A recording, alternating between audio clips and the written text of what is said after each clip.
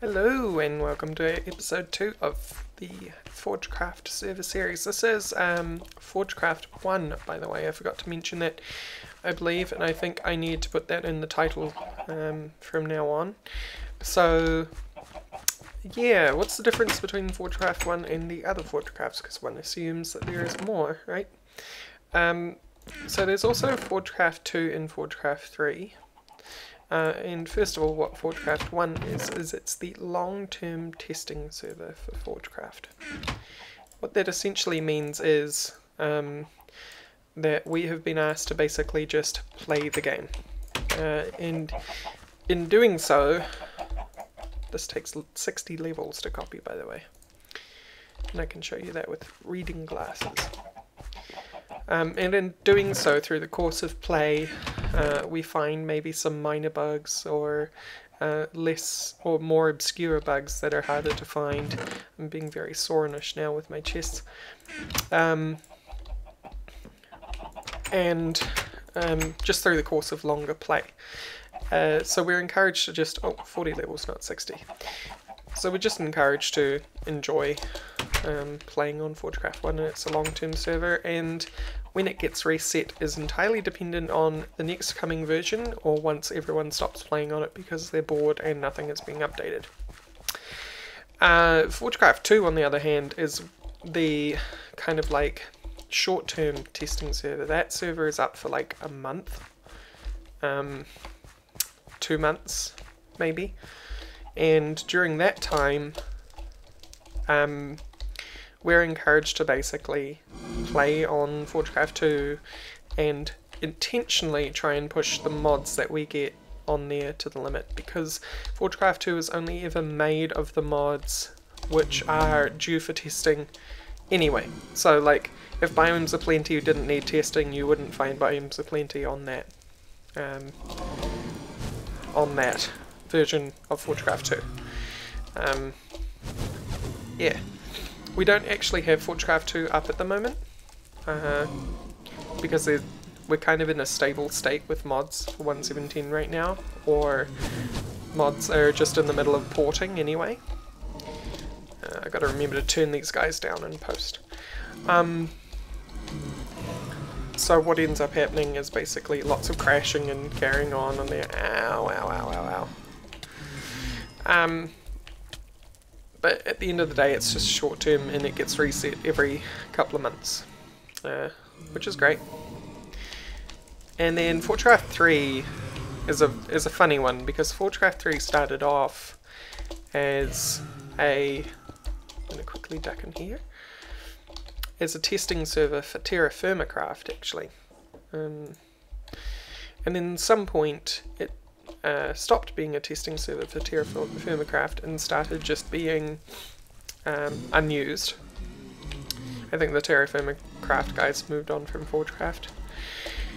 And then sometime later, Player, CPW and Parma decided they're just going to make a play server, like not a test server, an actual Forgecraft play server, just for the people on Forgecraft. There was no testing involved, it's just about playing and having fun. So they designed their own pack and stuff for that, and that lasted quite some time. And then a little while later, I think during the 1.6.4 to 1.7 era, they stopped playing on that server, and it just came to a halt and hasn't been turned on since. So that's kind of the differences between the Forgecrafts at the moment. Forgecraft 1 is the main focus right now, and it's the long-term play server, so that's where things are at with the different Forgecrafts. And what was suggested is that I put that in the title. I don't actually see the point of putting that in the title, not until Forgecraft 2 and Forgecraft 3 become relevant again. So me simply saying playing on Forgecraft should infer that I'm playing on Forgecraft 1. So for now I'm just going to continue to put just Forgecraft in the title. I know it's just a matter of putting 1 in the title as well, but it does end up cluttering up the title a lot, and the title is what sells your video, so yeah.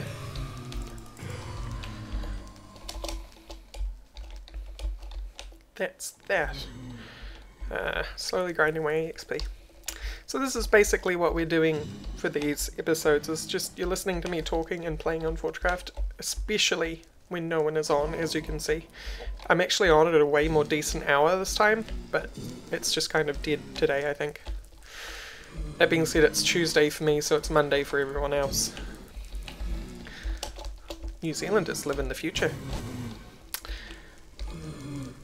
Why am I doing this? I need experience for that book. I could actually just go steal Fireball's experience. I think that's what I'm going to go do. Shh, no one tell him, even though it's clearly recorded. Ugh. All the lag and stuff that you're going to see with things popping in, that's just all part of my slow internet, so hope you enjoy that too.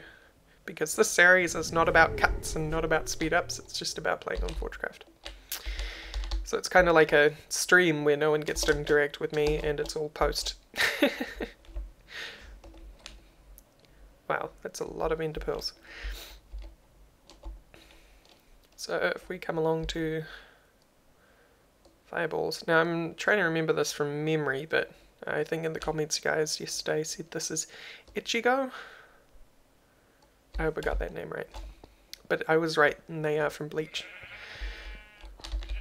The reason I know they're from Bleach, and I don't actually watch Bleach, is because, like, a lot of animes and a lot of popular shows, the most popular ones, in fact, have a very distinctive art style. And while you may, like, if you're not a particular fan of anime, you may look at, that show, or any kind of anime and go, it all looks the same. But you'll actually find that there's quite a lot that is distinctive about those styles, if you are interested enough in knowing what they are. Or if you're like me and you're just a trained animator, then you kind of just pick up on the little differences automatically. Didn't mean to do that. Don't even know why you can turn a page in a Movecraft book, to be honest. So yeah, it's like, you know, I can definitely tell the style between other things like Ninja Scrolls or Grave of the Fireflies, or basically any Studio Ghibli film has a very distinctive look to it. And this is how you print a book. 40 levels to copy a book. You get 3 copies. One of those copies you keep around to print more, so you in fact only get 2. I have to do that twice. So this go here. And while that's printing, I'll make another chase. 1, 2, 3, 4. Looks like I'm low on iron, but I'm actually not. I actually swapped around some stuff yesterday and I'm using Steve Factory Manager, and I'll show you how I'm doing that in a second. You can live up here for now. If you're wondering why I didn't just get 80 levels at Fireballs, it's because 80 levels costs twice as much as 40 levels, because it's an exponential cost per level. So I would probably drain his experience tank going to level 80 versus spending the 40 levels and then going back to his and taking 40 more.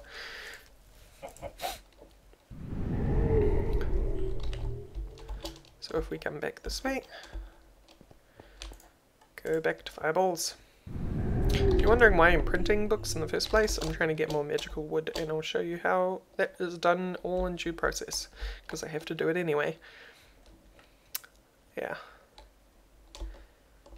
So that's fun. I know today I said I would get around to building, but I'm actually just kind of pottering around and improving my situation so that building is more fun and streamlined anyway. Yum yum yum. It's all filled up, so he's got extra storage somewhere. He's probably got a mob grinder going on somewhere. This entire world is just totally broken and a huge abuse of miscraft bugs. A lot of you were pointing out in the comments that yes, Fireball made 2 worlds, one which is an IC2 coolant world and another one which is a unstable redstone world, and they've been abusing those two worlds as well for fuel and engine coolant. But the thing is that you are absolutely right, and because Soaryn's mentioned it before on stream, and probably so is Fireball, but when XCompWiz ends up getting around to giving us the update, what's going to happen is that decay is going to work in those worlds after all. But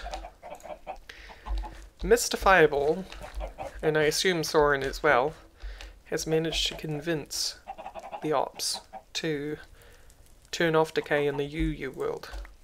So they will lose the redstone world, they will lose the IC2 coolant world to decay, but they won't lose the UU world. And as mean as it is, I kind of wish they did lose the UU world.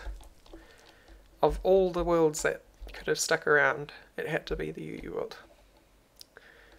You may think on a testing server it doesn't really matter, but I just think it's like, well, live with the consequences of abusing bugs. I mean, once you find a bug, you shouldn't abuse the bug, you should report the bug and then not use it, because, you know, once the bug gets fixed, you're probably screwed. Excuse me. Excuse me. Let's to get in my inventory. Oh, I might be timing out, and this is exactly the kind of issue that was happening prior that was stopping me from recording. We'll see in a second. Timing out starts and then it kind of doesn't actually happen for like a good 30 seconds to a minute. We'll soon find out whether it is. You can open doors and things, but there we go. Actually, maybe those reads just don't exist or something. But yeah, basically in bug testing the idea is that like you find the bug, you report the bug, and then you don't use the bug anymore, because otherwise if you become reliant on it, like Fireball and Soaryn have by living in that world, then unfortunately they lose what they lose, but they've managed to convince the ops to protect the UU world. And I'm like, ooh, I don't know how I feel about that. Give me that. Give me that. Give me that. These and those and Markiplier. Okay. That's not Markiplier, that's that other guy. Guy that I don't watch anymore. Magical wood. So magical wood, you get a different amount of magical wood depending on the strength of the enchanted book that you're using. And we happen to be using level 4, which is particularly strong, which is nice. And we also need more leather. This is where the scythe comes in handy.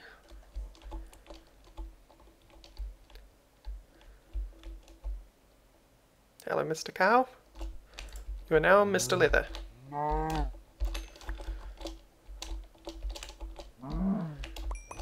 And if they were standing closer to each other, I'd get all of them in one swing. Because this has an area of effect attack. I still can't hurt Soaryn with it though, so arsenal armor is just ridiculous. Yeah. So, 1, 2, 3.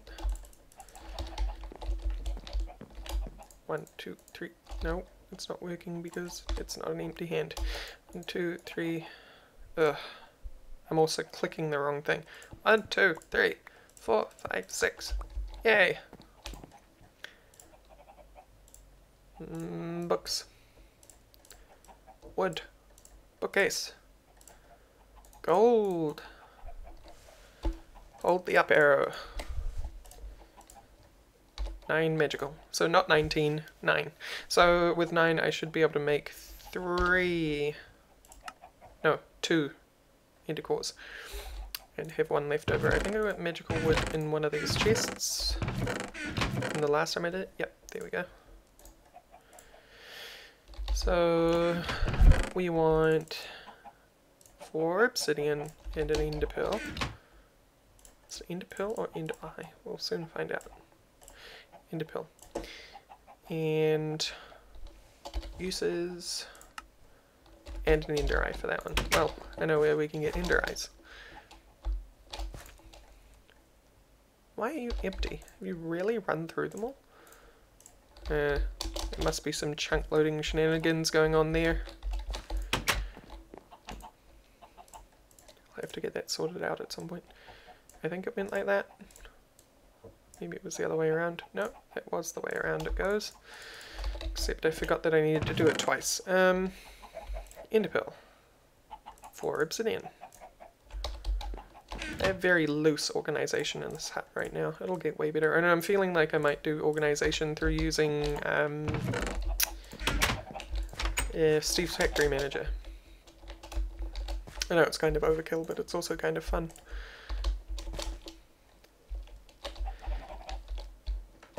Yeah, I swear I should have way more ender pearls than that. I know who does have infinite ender pearls, so I will just go steal some in a second to top that up. Magical wood. Right, there you go, ender pearl. Cores. So experience is really the huge hiccup in that system, which is a pain. So let's go look at TTFT's base, because I need to go there and steal his ender pearls. So this is the inside of TTF's base. He really focused on Forgecraft this time round, and you can hear corruption going on underneath his base. I wonder if we can go and have a look at that. Nobody let him know that I know my way down here. No, don't worry TTFT, I haven't abused your hospitality or anything. I'm just looking for your corruption. Sounded like it was coming from around here somewhere. Guess can't see it. But he's a really good designer, which is awesome. It's so nice to have another person who's good at design on the server, as well as Movelaira. So the three of us are kind of like really enjoying our time on the server, actually. Making functional bases that look good as well. Alright, I don't know where that corruption's coming from, but please let me out the door. Thank you. Here's the ender pearls. See how ridiculous that is? Just infinite ender pearls all the time. As you can see, fully stacked, fully stacked, fully stacked. In fact, so much so that things are just falling in and decaying rather than being picked up. So I'm actually helping TTFT, if you ask me. Ugh, come on. Please organize properly. I think I'll take some more, actually. Yeah, an ender person has to have as many ender pearls as they can use, right? And I'll have my own one of these farms at some point. Probably not with a golem, but maybe a witchery equivalent or a Steve's Factory Manager equivalent of the same setup. It's a pretty good setup that he's got going there. But this place is really beautiful. Let me just zoom out. He's gone for a, I want to say that's like Japanese, but it also might be a little bit of Chinese. Because Japanese you would see a lot more, I don't know, flourish. Like, these would be bigger and the roofs would be more curved, but it might be a restriction of the fact that Minecraft is blocky that is stopping that from happening, and making it look more Chinese. But either way, it's got really awesome Asian architectural influence and just looks really, really good. And he's used the space inside really functionally as well. Like, he has these cool suits of armor out there. Well, he actually had a second fortress armor suit. I don't know what's happened to it. It's been replaced with really awful armor. But it's a fortress armor suit that's new from Forgecraft. As you can see, it looks like really elaborate samurai armor. Or its influences samurai armor anyway. It's pretty cool. So this is how he uses the space, and it's pretty effective. And he's running cables through these pillars as facades. That's actually how I found his downstairs area. I was like, this is connected here. This is a facade. If I keep following this down, this is also a facade. Where does the facade end? Oh, look, there's a hole. So yeah, good try TTFT, but it is unfortunately kind of easy to find. But yeah, really, really beautiful architecture. TTFT is an amazing builder as well. He's made really good use of the open blocks path blocks, making this cool cobblestone like path up to this awesome waterfall. And I believe Movelaira lives nearby somewhere, and it's all connected through these paths. Let's go for an adventure. There's a silverwood tree, and there's a wall. Oh, these are from Chisel, which is being maintained by Pokefen. Paper walls. Added these paper walls, which makes it way easier to do like ancient Asian themed buildings. I don't know who did this stuff. This might be Movelaira's section, I'm not quite sure. Or this might still be TTFT. Got some Botania stuff going on out here. And some Twilight Forest trees have been brought in. There's an enchanting station, the Botania kind. Yes, these models are done by myself. And they've just gone and played with the textures a bit, recolouring them and things to do the different variations. The original one though is the Mana Pylon, the original texture, which is that one. Vazki's request was specifically to do it, making it look like a Protoss pylon. Tried doing a concept which was more nature themed, but Quetzi was very insistent on a Protoss homage. Oh look, an undead horse. How did that even get here? Who knows? I'm not sure you can actually get them legitimately, so there must be a mod that's adding them. This is TTFT's excessive wand recharging area. As you can see, it's just completely filled up. Those look really weak though. Maybe it's just because I'm not wearing any goggles. And I'm not sure what that is. I have no idea. And this is an orchid. So what that does is it turns stone into ores, and then the ores get eaten up by these block places. Or when the block detector finds that they're not stone. At least that's how I think this is working. Although I don't think it's actually functional. Let's see. Because there's no mana hooked up for these orchids to use. So that's why I don't think it's functional unless it's under the ground somewhere. But I'm not going to go digging up TTFT's base. Already abusing his hospitality by taking all his extra ender pearls. Speaking of which,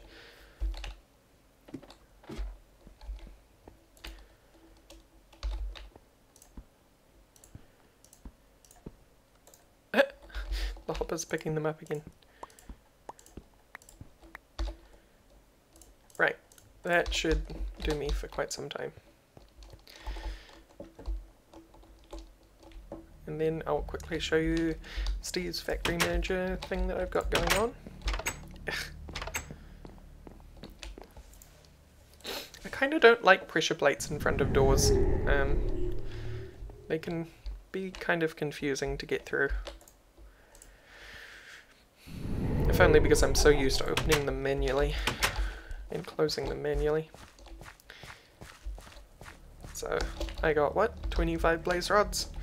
Let's put them in the pulverizer. I already have some Olaze powder somewhere. This is the chest that I put everything in when I was moving it around. Awesome thing about turning them into ender eyes stack up to 64 instead of 16. It is so helpful.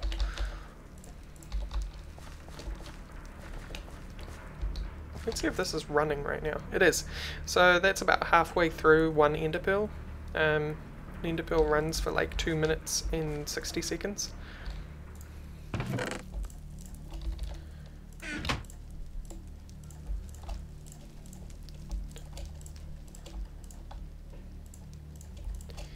Ender pearls, so many become ender eyes, fueling my future.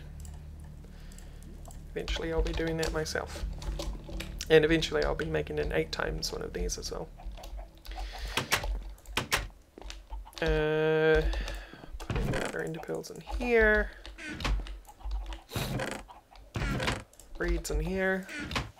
So many different kinds of vegetation because Pam's Harvest and WayofTime and everything else that it fills up a diamond chest, and I had to make an overflow that was dedicated to Mystic Petals. So we have 2 3/4 stacks of ender eyes. It can all go in there. Awesome. Awesome. Should we just stand here for 40 seconds so we can actually see how long it runs for?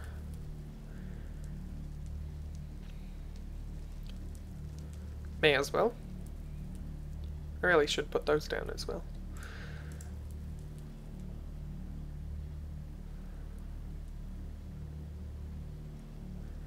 Nearly there.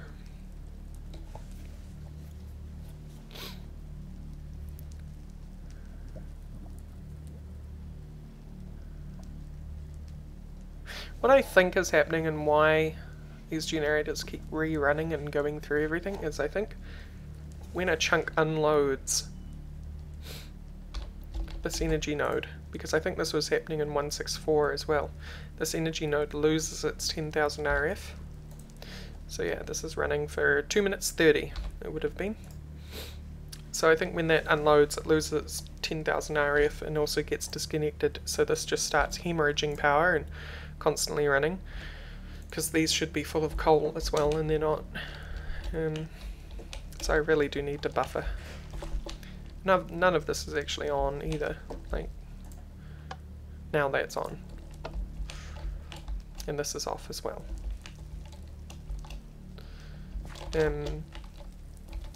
Oh yeah, so I was going to take you through this. So this is really easy. I've got a trigger which says every 5 seconds, and it's set to 5 seconds because I'm being server friendly. On interval, do whatever it is that you do, which is trigger whatever it's triggering. And then that is connected to this flow control, and this flow control connects. So basically this trigger gets passed on to these 3 different inputs by this flow control. So all this is doing is splitting this input into 3 outputs. And then this input says take the, actually I should go from right to left, I'm weird. This one says take the ender chest and take anything from the ender chest and put it in the pulverizer, and the pulverizer is saying but only put gold ore, iron ore, copper ore, tin ore, lead ore, silver ore, cobalt, ardite, ferrous, shiny, and mana infused into here. I don't think mana infused actually exists yet, but into the pulverizer. So input anything but only those ores. And then this one is the same thing, except this one is saying but only the dusts. And then this one is saying take from the output of the pulverizer and the output of the redstone furnace and put them into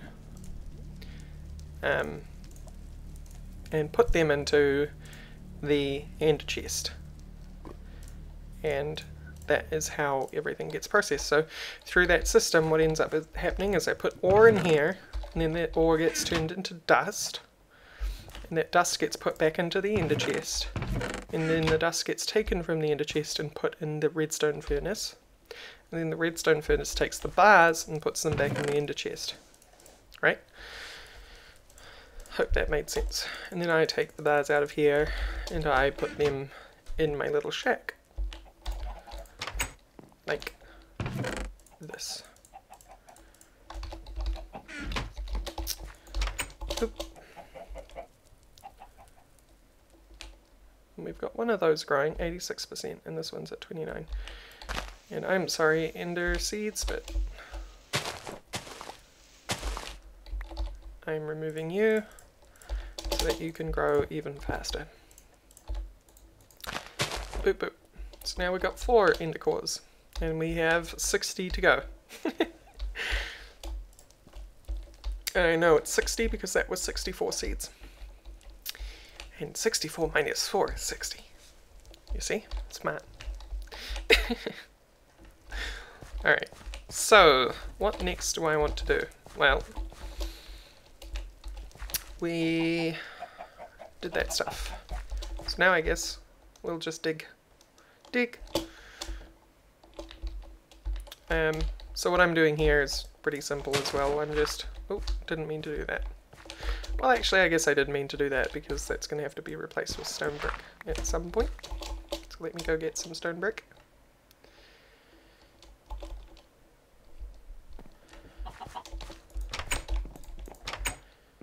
And actually, we've run 30 minutes, so I am going to wrap up here, and I'll be back in a bit.